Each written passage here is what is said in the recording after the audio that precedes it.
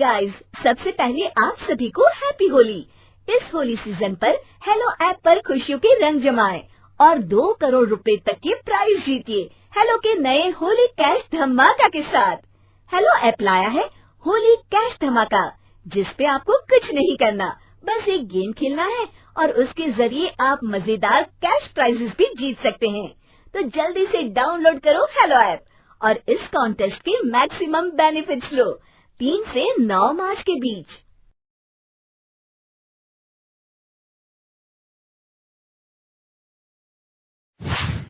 प्यारे दोस्तों, आज की कहानी सुधा नाम की एक लड़की की है। सुधा एक बहुत ही आलसी लड़की थी। घर के काम करना तो दूर, वो एक गिलास पानी के लिए भी अपनी माँ पर निर्भर थी। अरे अब उठ भी जा नालायक, 10 बजे तक सोती रहती है। अरे कुछ तो घरेलू लड़कियों वाले लक्षण दिखा। सोने दो ना माँ, क्यों परेशान कर रही हो?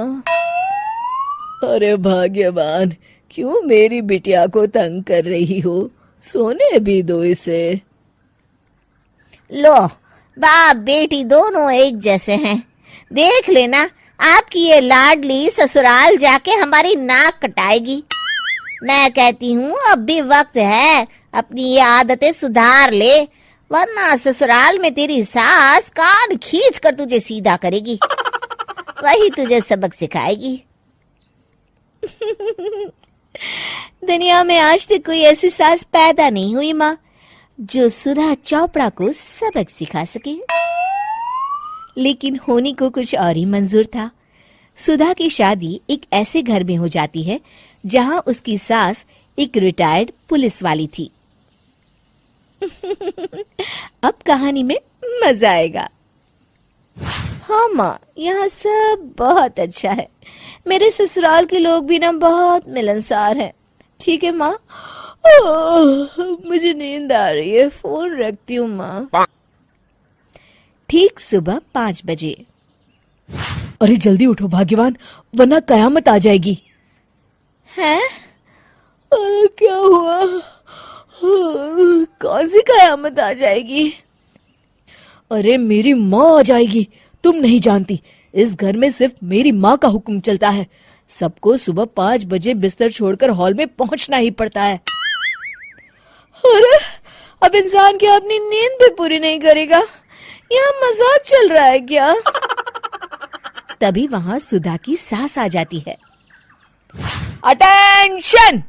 मजाक तो तू समझ रही है बाबू, ये मेरा घर है और यहाँ हर किसी को डिसिप्लिन में रहना होगा। अटेंशन! अरे माँ जी, लेकिन इतनी सुबह कौन उठता है? कौन होता है मतलब? हम सभी उठते हैं, रोज उठते हैं, और अब से तुझे भी उठना पड़ेगा।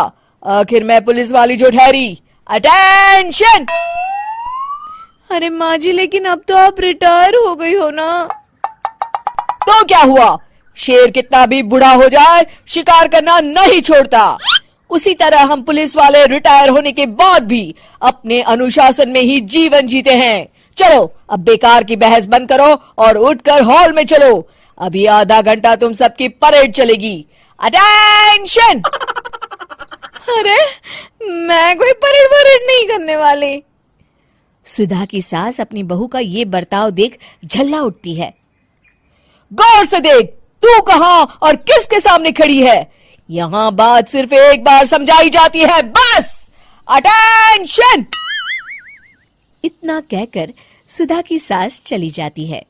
अपनी सास का ये रूप देखकर सुधा घबरा जाती है और जल्दी से उठकर बाहर चली जाती है। उस दिन से सुधा की जिंदगी बदल जाती है। हाय, थक गई मैं तो। ये घर है या जेल? कितना काम करना पड़ता है। लाइए दीदी, 2 रोटियां और दीजिए, मुझे बड़ी भूख लगी है। ठहर जा बहू, ये तू क्या कर रही है?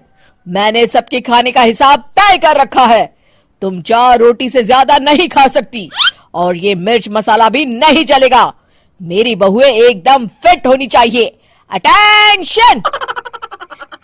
क्यों माँ जी, आप हमें दंगल में लड़ने के लिए तैयार कर रही हैं क्या? क्या कर रही हो सुधा? माँ जी को मजाक बिल्कुल पसंद नहीं है। चुप करके खाना खा लो, इसी में भलाई है। इस तरह धीरे धीरे सुधा अपने सास के रंग में पूरी तरह रंग जाती है, लेकिन इसका उल्टा ही असर पड़ता है।